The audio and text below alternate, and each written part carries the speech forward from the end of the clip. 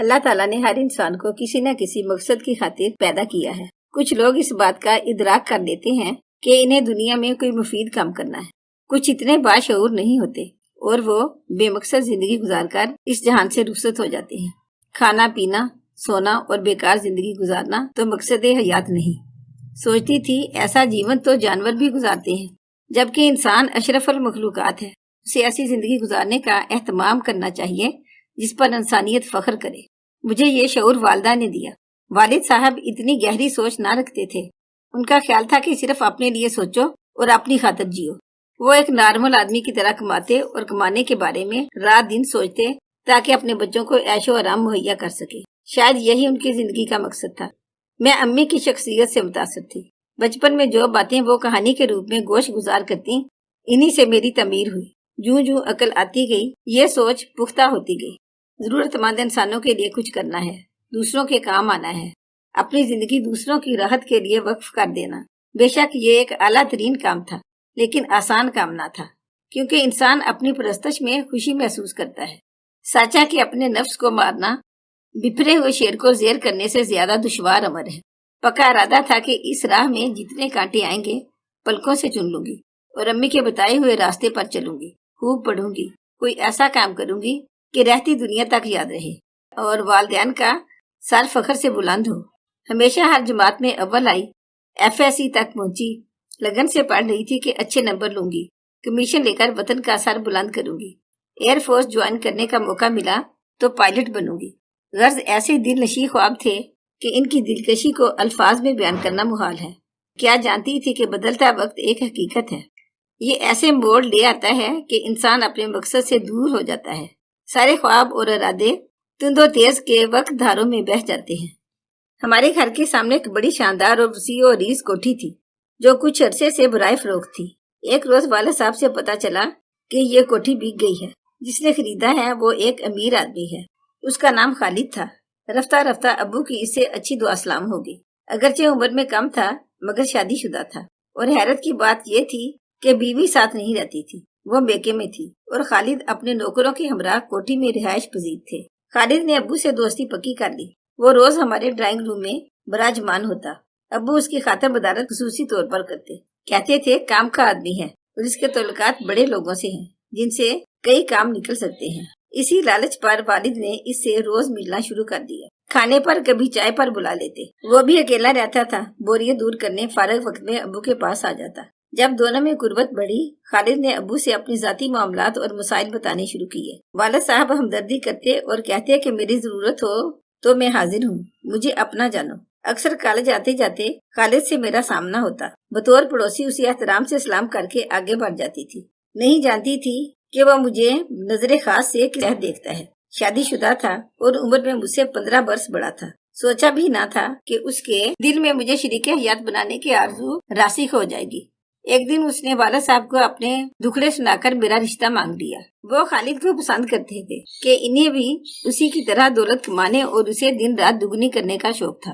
قدر مشترک نے شاید دونوں کو یکجا کیا تھا۔ بہرحال والد صاحب نے دور کی سوچی کہ اگر خالد ان کا داماد بن گیا تو اس کے ذریعے ان کے بھی بڑے لوگوں سے تعلقات بنیں گے اور والد کے وارے نیارے ہو جائیں گے۔ بس انہوں نے والدہ سے کہا کہ خالد کو میں نے اچھی طرح دیکھ پرکھ لیا ہے، شادی شدہ ہوا تو کیا ہوا، بیوی گھر بسانے پر راضی نہیں، بارہا منانے کو جا چکا ہے، سسرال والے انتہائی عاقبت نادیش اور بدتمیز قسم کے لوگ ہیں۔ اس نے ہماری بیٹی سے شادی کی درخواست کی ہے۔ اتنے امیر آدمی کا داماد ہونا بڑی بات ہے۔ 15 سال کا عمر کا فرق کوئی ایسا فرق نہیں ہے کہ اچھا رشتہ رد کر دیں۔ خالد ابھی بمشکل 31 یا 32 برس کا ہے۔ اس کی شادی بزرگوں نے لڑکپن میں کر دی تھی۔ بہتر ہوگا کہ ہم اس رشتے کو قبول کر لیں۔ والدہ حیران رہ گئی۔ ان کو میرے مزاج اور لگن کا پتہ تھا، جبکہ والد تعلیم کو لڑکیوں کے لیے بس واجبی سی شے سمجھتے تھے۔ کہتے تھے جتنا پڑھ لیا کافی ہے، اولین فرض گھر بسانا ہے، جلدی شادی ہو جائے اچھا ہے۔ جب مجھے علم ہوا کہ ابو میرا رشتہ خالد سے طے کرنے جا رہے ہیں، جان ہی تو نکل گئی۔ اتنی جلدی، اور وہ بھی ایک شادی شدہ آدمی سے۔ یقین نہ آیا وہ ایسا کر سکتے ہیں۔ جانتی تھی امی یا میری مرضی نہ چلے گی، کیونکہ خالد شاطر آدمی تھا۔ اس نے ابو کو ان کی خواہشات کے مطابق سبز باغ دکھا دیے تھے۔ والد پوری طرح اس کے بچھائے ہوئے جال میں جکڑے گئے تھے۔ ہم خوشحال کہلاتے تھے لیکن روپے کی ریل پیل کبھی نہ دیکھی تھی۔ ابو انتھک محنت کرتے تھے تبھی تھوڑی سی خوشحالی لا سکے تھے، اور اب وہ دولت مند ہونے کے لیے کوئی آسان راستہ تلاش کر رہے تھے۔ ہم 4 بہنیں تھیں، کوئی بھائی نہ تھا۔ تینوں بہنیں مجھ سے کم سن تھیں، اسکول میں پڑھتی تھیں۔ خالد نے ایک نظر دیکھ کر مجھے پسند کیا تھا، اور مجھے یہ جان کر حیرت ہوئی کہ کوئی ایک نظر دیکھ کر بھی کسی سے شادی کا فیصلہ کر سکتا ہے۔ امی گو مگو کی کیفیت میں تھی، اور دادی رات دن کہتی تھیں ایک نہیں 4 بیٹیاں ہیں، وقت پر ان کی شادیاں کر دو، اس سے پہلے کہ میرے بیٹے کی کمر دوہری ہو جائے۔ لڑکیوں کو عزت و آبرو سے ان کے گھر کا کر دو۔ میرا بس چلتا تو تعلیم حاصل کرنے چین چلی جاتی، مگر خالد نے ایسی افطار ڈالی تھی کہ آنن فانن والد میری شادی کی تیاریاں کر رہے تھے۔ خالد نے جانے کیسا اسم پھونک کر انہیں شیشے میں اتار لیا تھا۔ جب کوئی حل نہ ملا، سوچا خود خالد سے بات کرتی ہوں، اس کو سمجھا کر منع کرتی ہوں کہ اپنی اور میری زندگی کو غارت نہ کرے۔ ہرگز میں اس کے ساتھ گزارا نہ کروں گی۔ امید تھی کہ میرے ارادے کو بھانپ کر وہ یہ غلطی کرنے سے باز رہے گا، کیونکہ پہلے ہی ایک بیوی کو گنوائے بیٹھا تھا۔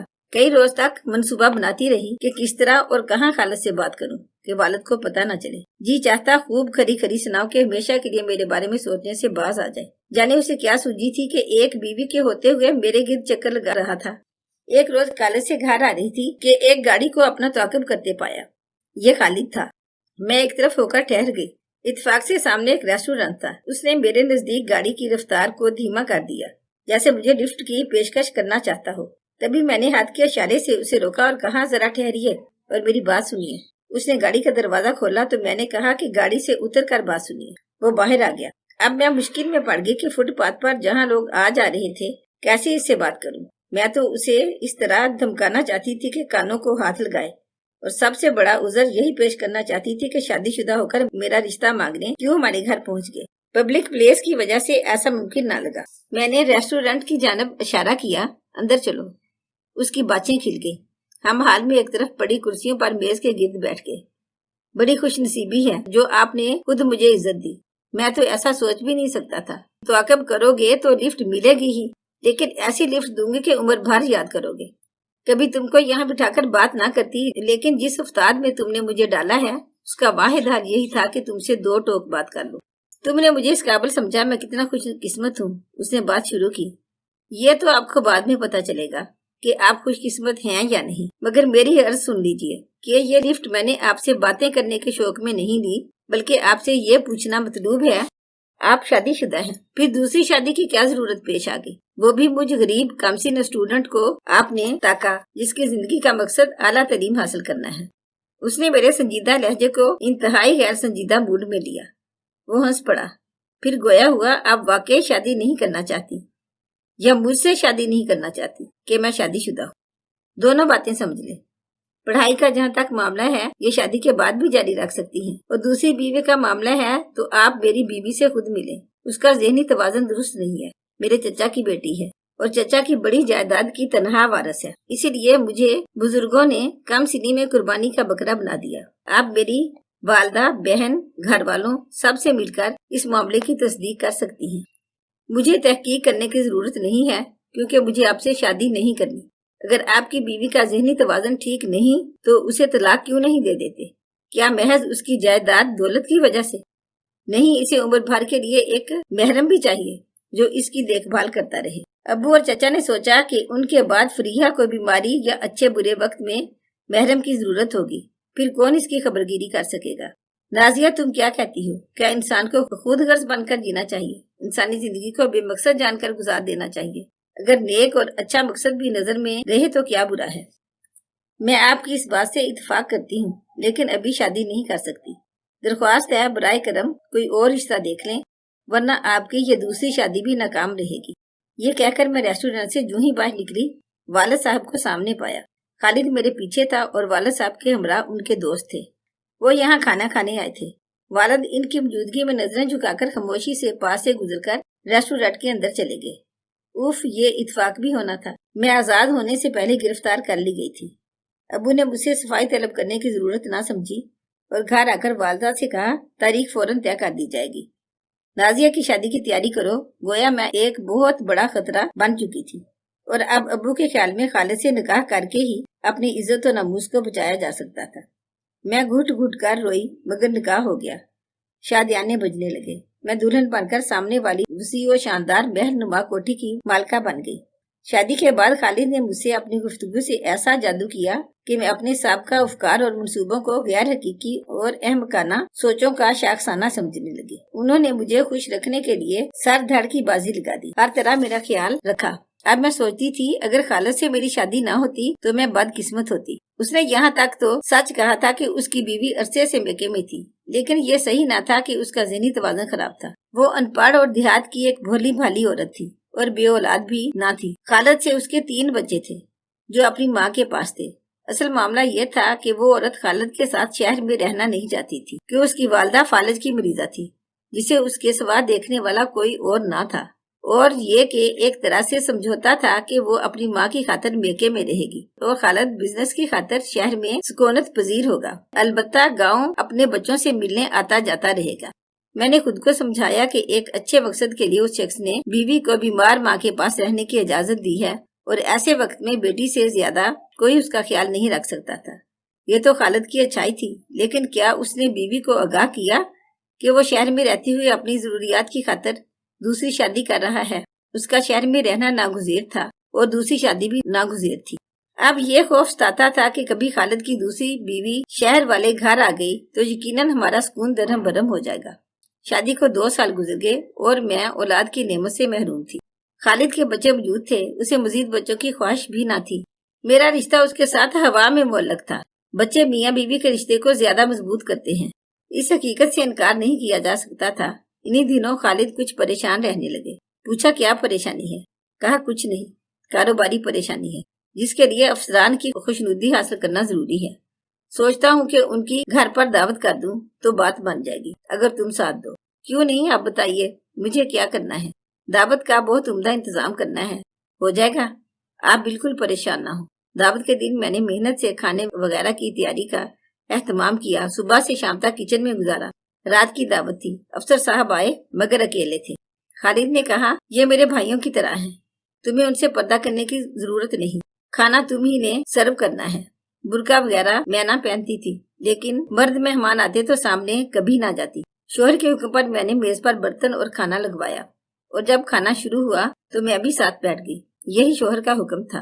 अगरचे गैर शख्स के सामने हिजाब माने था। 2 लुकमे जहर मार किए वो साहब कन अंखियों से मुझे देखते थे और मैं पसीना पसीना हो जाती थी। बस फिर क्या था, इस दावत के बाद दावतों का सिलसिला शुरू हो गया। एक के बाद एक अफसर की दावत होती। एक हद जो मुकर्रर थी खत्म हो गई। अब हर दावत पर मुझे मेहमानों के सामने बिठा लेते और खाना खाने पर इसरार करते। कहते ये आजकल का तरीका है। मेहमान की इज्जत अफजाई के लिए फैमिली के साथ डिनर या लंच करना पड़ता है। ऐसी दावतों से मेरे कारोबारी अमूर में मदद मिलेगी और तुम्हारे तावन से मुझे बड़े बड़े ठेके मिलेंगे। मुझे मालूम ना था कि ऐसी दावतों के मानी कितने वसी हो सकते हैं। शुरू में कुछ ना समझी, बिलाखिर समझ में आ गया कि ये दौलत कमाने की खातिर मुझे इस्तेमाल कर रहे हैं। मैं खूबसूरत और कामसिन थी और ये शो पीस की तरह मेरा हर किसी को दीदार कराते थे। दावतों से जी ओब गया। हम वक्त परेशान रहने लगी।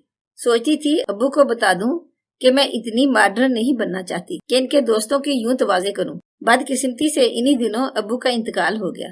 मैं खालिद की बीवी थी। इनको मेरे बाप का डर ना रहा। वो अब जबरन मुझसे तावन ले सकते थे क्योंकि मेरी पुश्त पर कोई मुहाफिज ना रहा था। मैंने इन महफिलों को घर पर मनाने पर इतराज किया तो खालिद ने बुरा मनाया। कहा कि इस मुआशरे में अगर मर्द बीवी से छुटकारा पाना चाहे तो वो उस पर बदचलनी का इल्जाम लगाकर अपनी जिंदगी से अलहदा कर सकता है, मगर बीवी अपनी मर्जी से मर्द से निजात हासिल नहीं कर सकती। लोग बदचलनी के इल्जाम में तो बगैर तस्दीक जल्द यकीन कर लेते हैं, मगर मर्द अपनी बीवी को अगर बदी के अंधेरों में धकेल दे तब वो कुछ नहीं कर सकती। खालिद शायद मुझे एक कमजोर औरत समझ रहा था, लेकिन मैं अंदर से इतनी कमजोर ना थी। इससे कबल कि वो मुझे हवस जहर की खातिर खिलौना बनाकर बदी की राहों पर धकेल देता, मैंने दावत में आने वाले इसके एक दोस्त अफसर को एतबार में लिया। उस शख्स का ज़मीर जिंदा था। उससे फरियाद की, आप एक बहुत बड़े अफसर हैं, मगर मुझे बहुत नेक तबीयत लगते हैं। खालिद का अफसरों को दावत पर बुलाना और उनसे घुलने मिलने पर जोर देना मुझे बिल्कुल पसंद नहीं है। मेरा ऐसा मिजाज नहीं है। मैं इस आदमी के इन अतवार से समझौता नहीं करना चाहती। आप मेरी मदद करें। क्या तुम खुला लेना चाहती हो? जी हाँ, खालिद की नीयत जान चुकी हूँ। अब तो दावत में शराब भी रखी जाती है। मुझे यह मंजूर नहीं कि किसी गैर मर्द की इस तरह मेहमान नवाजी करूँ। उससे आगे की मंजिल क्या होगी आप खुद सोच सकते हैं। उस अफसर का नाम अशरफ था। उसकी गैरत जाग गई। यूं अशरफ की मदद से मैंने मे नोशी की महफिलों में साकी बनने के साथ साथ खालिद जैसे तमापरस्त शख्स से भी निजात पा ली। अदालत से खुला लेने के बाद मैंने शादी नहीं की, क्योंकि अब मेरे लिए शादी में कोई कशिश बाकी ना रही थी। खुद को माजूर लोगों की बहाली के एक अदारे के लिए वक्फ कर दिया, जहां उन बेकसों की मदद के लिए सच्ची खुशी मिलती थी, ऐसी खुशी के जिसकी मुझे तलाश थी। अब मैं एक मुतमईन जिंदगी गुजार रही हूँ। सच कहती हूँ, सिद्के दिल से इंसानियत की खिदमत करने से बढ़कर और कोई राह सुकून नहीं है। अगर आपको हमारी आज की कहानी पसंद आई हो तो प्लीज इसे लाइक करें, शेयर करें और मजीद अच्छी अच्छी कहानियों के लिए हमारे चैनल को सब्सक्राइब करें। शुक्रिया।